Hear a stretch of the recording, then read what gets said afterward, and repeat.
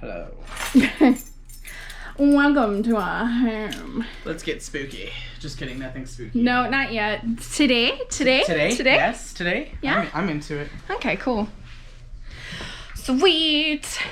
So we're doing food. Then we're doing dollar store. You guys, I have a problem. You do. I have a real problem. So every time we go to Savers, I find these amazing gems. And they're so cheap. And I can't help it. This one's Aerica. This one was her fault. She got a DVD. Well, Disney's worth it. Who does DVDs? Whatever. Blu-rays. It's because it's cheaper. Okay, look at all this. Look at this. It's like it's gorgeous. It's like 1,000. It's my favorite thing that I own. Favorite thing. Whatever. All right, moving on. Let's go. Here we go. There's the lighting. Look at that nonsense. Another hot Arizona day. They're searching for me again. Just like yesterday. That was nuts. Yeah, they're like, put the weapon down, get out of your car, or something like that. It's like, I can't, I'm working. Our joke is anytime that we hear the helicopters, I was like, oh, they found me, I gotta go. And there's another one flying around out here. You can hear it somewhere. So today is a special kind of adventure day. I'm really excited, which is weird because at first I didn't think I was gonna be excited. But a couple weeks ago, as just a joke, I put on Josh's glasses and I was like very surprised by how high definition things looked. And then I went to edit a video and I could not see the TV screen. So I was like, just for shiggles, I'm gonna go ask Josh for his glasses. I was like, hey, can I borrow your glasses for a second? So he's like, yeah, okay, sure. I put them on, I go and I look at the TV and I'm like, what the heck? Because it was like so crisp and clear and I could see all like the white letters and stuff, which I've always had a problem with white letters. They always look really blurry to me. So I was like, what the freak? That's how I found out I needed glasses. So I have to go get my eyes checked. And I've gotten my eyes checked regularly since I was a kid up until I moved out on my own and became an adult and let my life fall apart. And so I've had my eyes checked once because Seb didn't believe me that I was like, I don't need glasses. Like, I can choose to not have glasses. Well, it's now come to the point in my life where I'm almost 30 and I need glasses, like, all the time. I stare at a screen all day, and especially when I'm editing videos, I need to be able to see what I'm looking at. And so I'm sorry for previous videos that I've edited where I'm like, oh yeah, it totally looks like good. Nah, it's blurry, so I'm sorry. Anyway, so we're gonna do that. I'm gonna go have my eyes checked and then I'm gonna order a pair of glasses online at zennyoptical.com or zenny.com. And that's gonna be really cool. Seb always gets his glasses from there, so that's his glasses that he's got. Really cheap compared to what you can get in a store. Great quality, like the same quality or better that you're gonna find in a normal, you know, eye doctor's office. But the cool thing is like you get to do everything, and like the lenses, that's really where you save the money. Is the lenses are so much cheaper. You can get like the hardest lenses, blue blockers, whatever, and it's so much cheaper. Instead of it being like $70 per lens, it's like $35 total for everything. So you add that onto your frames and any other little, you know, bells and whistles, and then there you go. Yep. So I'm excited for that. I already picked out a frame and I'm really excited. Let's go get food. We're going to Applebee's, I guess. So we made it to Applebee's. So I guess this is where we're eating. I mean, I guess because we're here. Anyway, and then afterwards, depending on time, we might go to the dollar store after, or we might just have to head over to the eyeglass place. But in which case, we'll just go to the dollar store after. Yeah.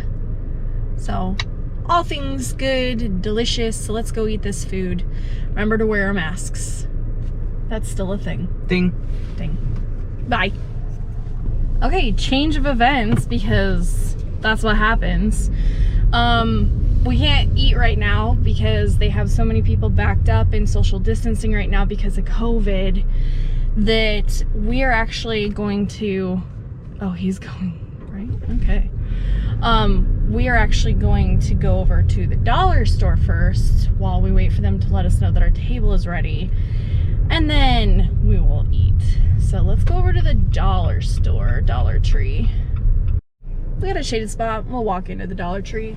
But yeah, let's go shopping for some Halloween stuff. They've got Party City with Halloween stuff going on right there. So we're gonna go over into the Dollar Tree and grab our own Halloween.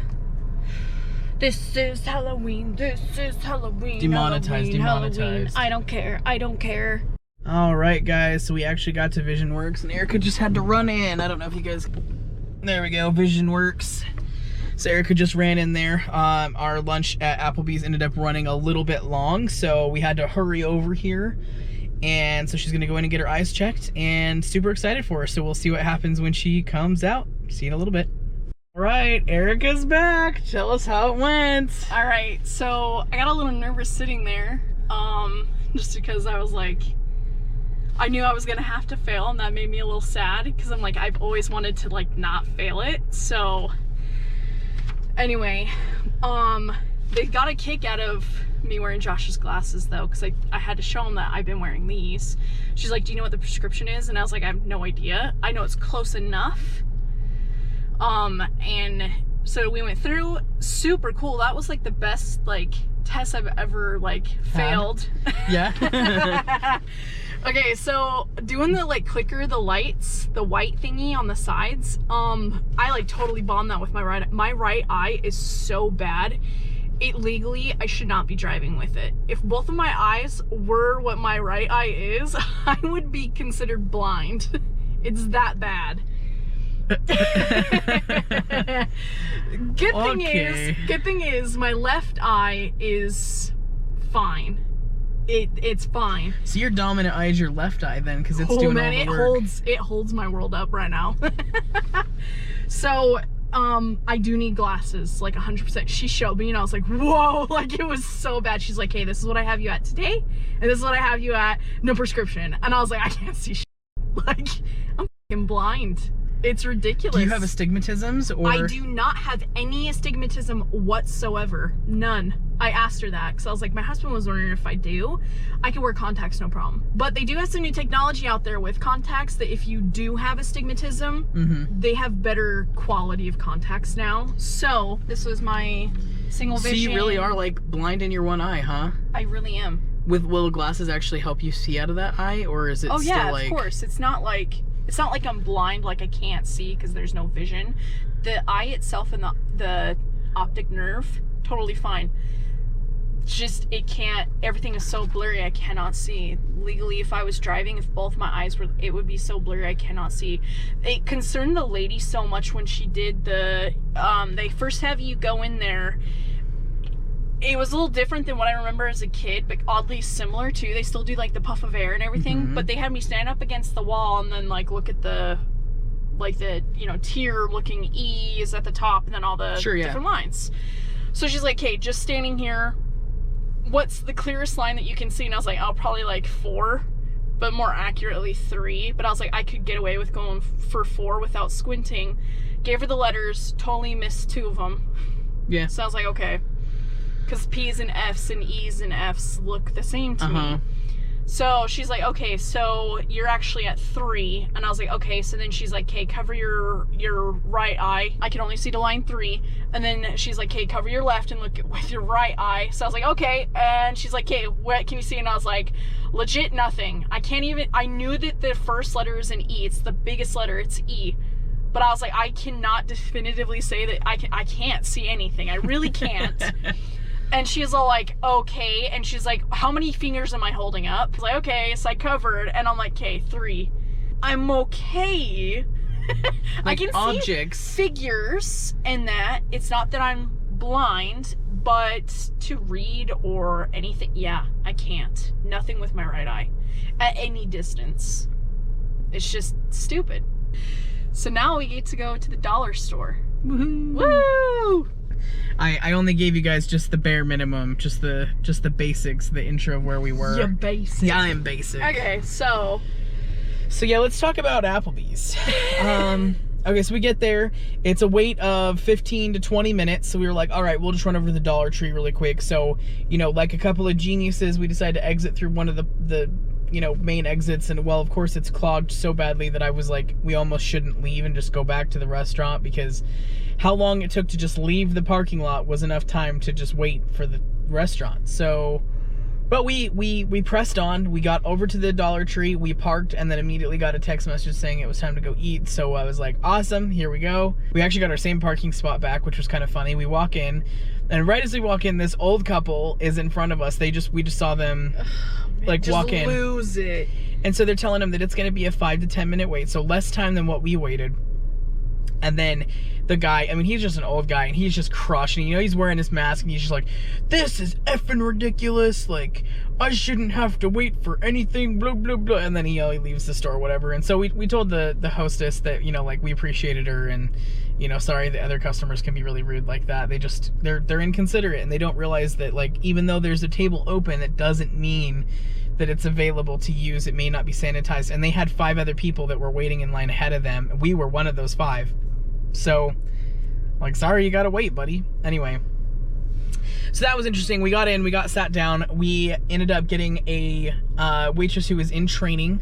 I'll change her name to Stacy to protect her identity, and we'll say that the guy that was working with her, his name was Mac. So Mac. Okay. So he's the helper or whatever. We don't see him for a while, but Stacy comes over, and she's super nice. She gets us, you know, set up with drinks and everything like that. And I didn't have an issue, and I'm really picky about people's, yeah, like, she was customer great. Service. She was fantastic.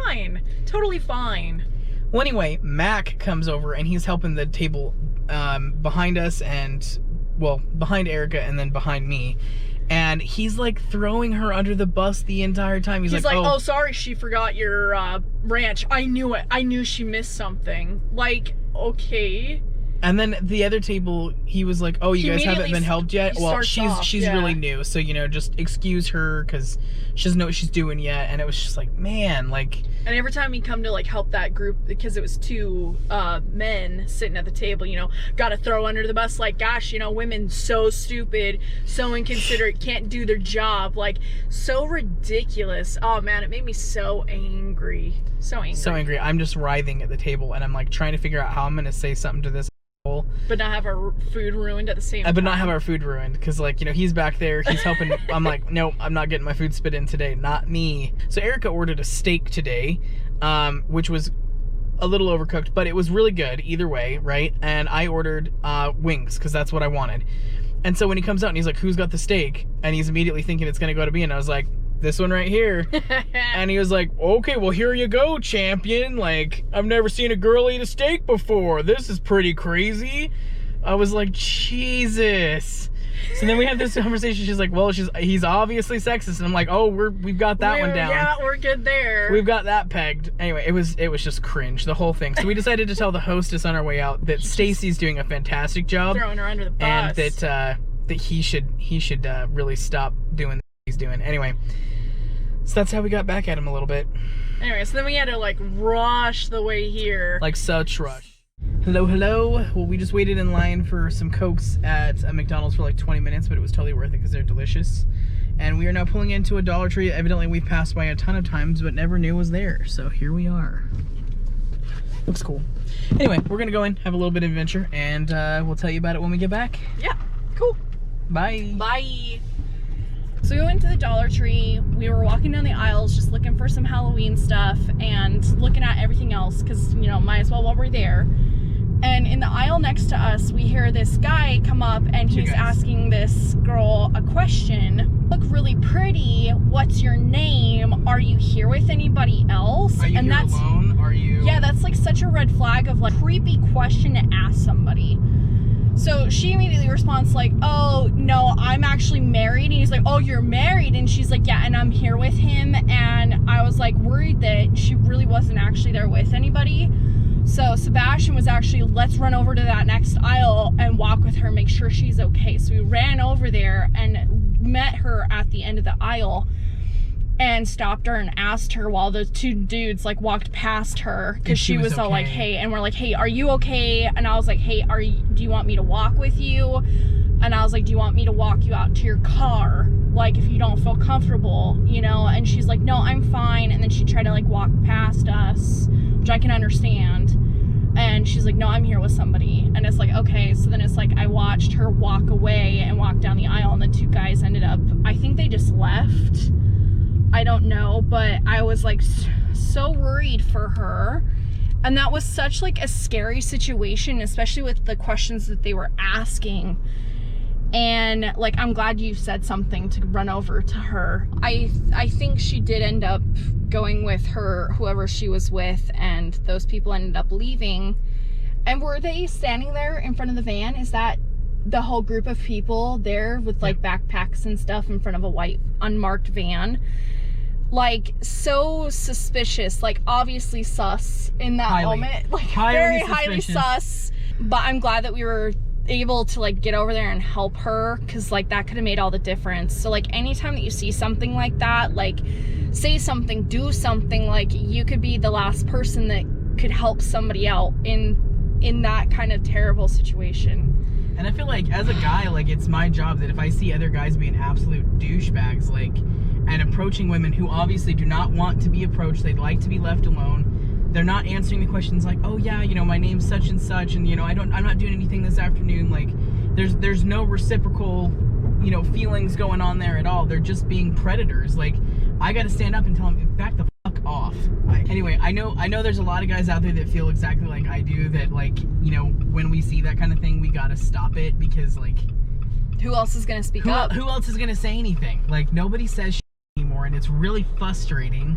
Like you got Karens out here bitching at people for skating in the wrong places or wearing masks and stuff, but when it comes to stuff that really matters, like protecting people from being abducted or sexually harassed or attacked in public, like nobody says like, I know. And there were other people standing in that aisle with her too, and they didn't say anything. They didn't say a goddamn thing. No, they didn't turn, they didn't say anything, they just let it happen.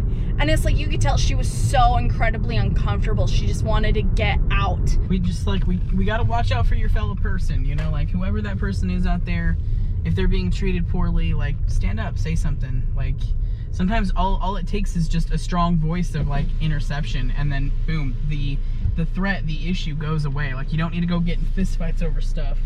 Although I was worried about that they might get physical. I was totally ready. I was like, I will get punched in the mouth for this person right now. But yeah, I mean, if you can do something and it's not going to put your life in jeopardy either, just like say something, get a hold of somebody, just be like, hey, I'm calling the cops right now, so back off of her, like whatever, right? Whatever you got to do. We got to take care of our people, and just watch out for that. If you are listening for it, if you're watching for it, not only are you safer because you're aware of your surroundings, but you're helping other people be safe in their surroundings as well. So that's the message of this video. We got deep. I was gonna talk about other things, but you know, like going with the flow, and even when your plans change. But like, yeah, it just got way more intense. way deeper than that. So we're home now, and we're gonna go inside and kind of like take a moment to decompress and chill, because that was intense. Yeah, I'm just thankful we have each other. I know that's a privilege that I know a lot of other people don't have. Someone that they can trust to, you know, have their back and stuff. But I'm always happy that when something like that happens, you're always like right there with me, or vice versa. Like you're like, we got to do this. Like, okay, let's do it. Yeah. It's cool. So good teamwork, baby. Good job. That's GoPro battery. Look at your insides. All right, we'll see you guys later. Okay, bye. Bye. Yep. Nice. Cookies in the microwave. How? Because this microwave does baking, air frying, roast, microwave, convection. It does it all, pretty much. It's pretty cool. It has this like air fryer thing, and it actually like does a really good job air frying things. And now we're baking cookies in the microwave, which is like absolutely crazy. It's totally just baking cookies. Pretty intense. Just like that. Cookies out of the microwave. So it worked. That's all.